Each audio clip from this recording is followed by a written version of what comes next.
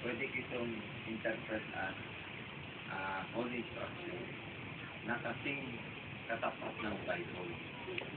Ang mga road signs ay dalawa na hati lamang sa dalawa. Yung isa ay nagbibigay ng caution para tayo i-warn. Warning, ito ay ganito mangyayari sa iyo.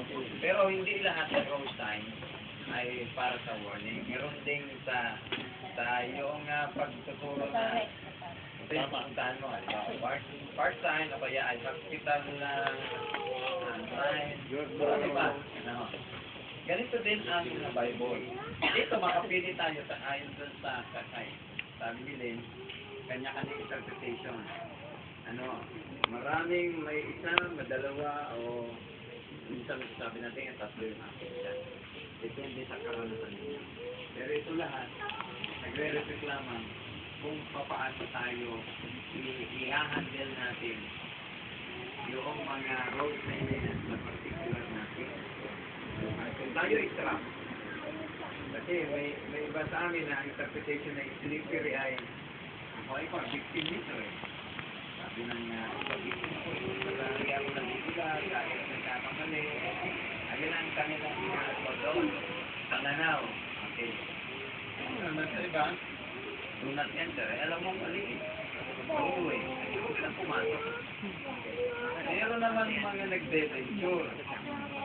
Kahit yun ay do not enter, nag-enter pa rin.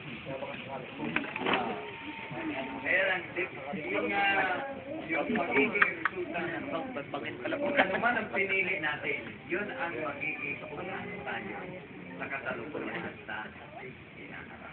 Kaya gawin kung ano yung dapat. Ako pina-project sa isang time dito, yung one way. Kasi ang one way is will lead you to the right way. Yung dating pupunta sa right way. Okay? Okay, ang susunod po natin na activity ay ang treasure hunting. Dalawa po ang magiging grupo. 135 at ang 246 magkakasama po.